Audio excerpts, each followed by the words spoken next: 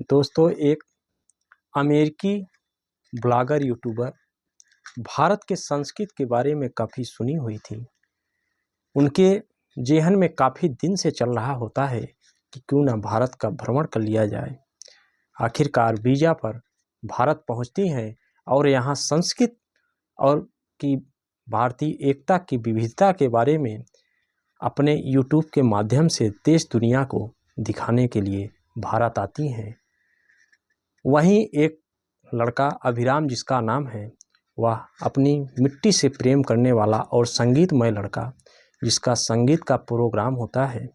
दोनों की मुलाकात प्रयागराज में संयोगवश ऐसे मौके पर होती है। साथियों नमस्कार, हमारे यूनिक स्टोरी चैनल पे आपका स्वागत है। मैं सुनील सिंह पटेल आपका स्वागत करता हूं। साथियों, ये स्टोरी है प्रयागराज, उत्तर प्रदेश का एक ज़िला है, जहां पर एला नाम की एक 22 वर्षीय महिला जो अमेरिका से प्रयागराज पहुंचती हैं। प्रयागराज में जो माघ का महीना होता है साथियों, यहाँ मेला का कार्यक्रम होता है। माँ गंगा के दर्शन के लिए तीर्थयात्री बड़ी दूर दूर से यहाँ पहुँचते हैं, देश से विदेश से। इसके बारे में एला सोशल मीडिया के द्वारा काफ़ी सुनी हुई थी कि प्रयागराज में काफ़ी बड़ा विहंगम मेला लगता है, काफ़ी पब्लिक वहाँ एकत्रित होती है। तो उसी उत्सुकतावश इस दृश्य को देखने के लिए, क्योंकि वो ट्रैवल ब्लॉगर हैं, अमेरिका से प्रयागराज पहुँचती हैं। एक होटल में भोजन का कार्यक्रम चल रहा था, खाना खा रही होती हैं, लेकिन उस होटल में उनको खाने का स्वाद कुछ अजीब सा लगता है। तो जब अजीब सा लगता है तो कुछ अपनी भाषा में बोलती हैं, लेकिन किसी के समझ में नहीं आता। यहीं पर अभिराम का कार्यक्रम होता है, प्रयागराज में ही संगीत का। अब अभिराम भी उसी होटल में खाना खा रहा है अपने मित्रों के साथ। अभिराम लड़की वो देखता है कि विदेशी लड़की है, कुछ कहना चाह रही है। इसको ऐसा आभास होता है, टेबल में बैठकर खा रही होती है एला। तभी उस अभिराम को एहसास होता है कि शायद इसको स्वाद से कोई एलर्जी टाइप महसूस हो रही है, इसको स्वाद इसको अटपटा लग रहा है, पसंद नहीं आ रहा है, कुछ कहना चाह रही है। टूटी फूटी भाषा तो समझ में नहीं आ रही थी, अमेरिकन भाषा थी, लेकिन टूटी फूटी इंग्लिश में कुछ। अभिराम जो कि हिंदी जानता था, ज़्यादा देश दुनिया घूमा नहीं था, कुछ टूटी फूटी इंग्लिश में भी बात कर लेता था। तो अपनी भाषा में कुछ उसको समझाने का या पूछने का प्रयास करता है।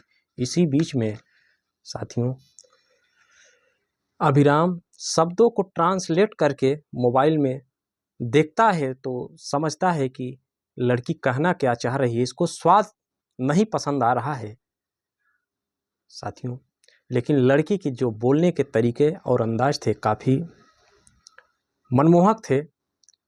इधर उस महिला एला को अभिराम का सादगीपूर्ण लड़की की मदद करना काफ़ी उसको अच्छा लगा, और अभिराम को वह ट्रांसलेटर के तौर पर अपने साथ रखना चाहती है। उसको बताती भी है।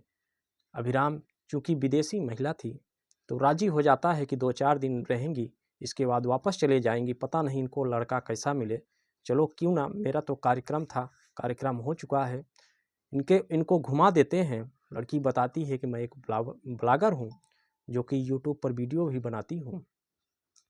अभिराम से अपने प्रयागराज के इर्द गिर्द के क्षेत्रों के बारे में पूछती है और वहाँ घुमाने के लिए कहती है। साथियों, प्रयागराज से लगा हुआ एक ज़िला है रीवा, जो कि मध्य प्रदेश का है। वहाँ काफ़ी प्रकृति से, भौतिक से संबंधित ऐसे स्थान पे वह ले जाता है अभिराम, जहाँ पे एला नाम की महिला जब उस स्थान को देखती है, जैसे पूर्वा फाल हो गया, केवटी, बहुटी, ये प्रपात ऐसे हैं जो कि मध्य प्रदेश के बहुटी प्रपात शायद सबसे बड़ा प्रपात है।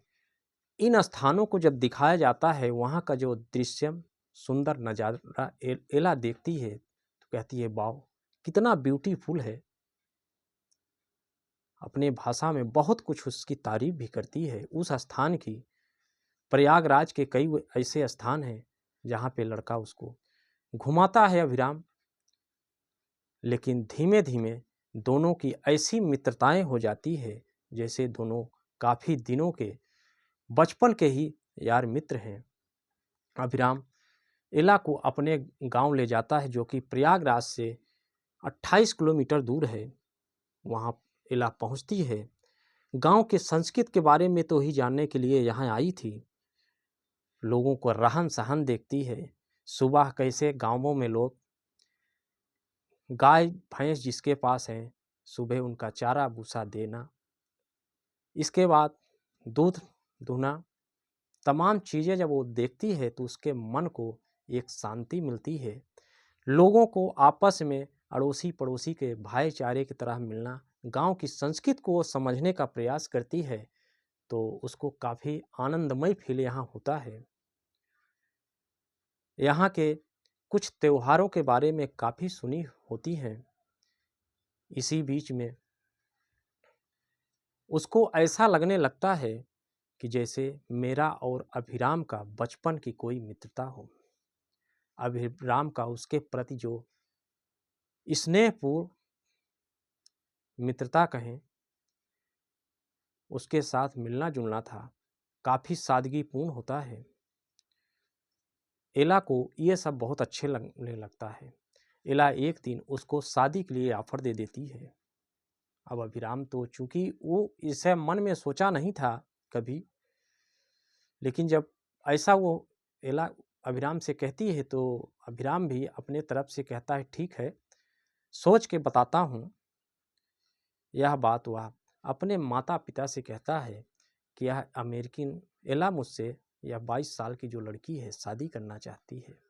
चूँकि माता पिता उसकी भाषा से अनभिज्ञ थे, भाषा को समझ नहीं पा रहे थे, माता पिता शादी के लिए राजी नहीं होते हैं।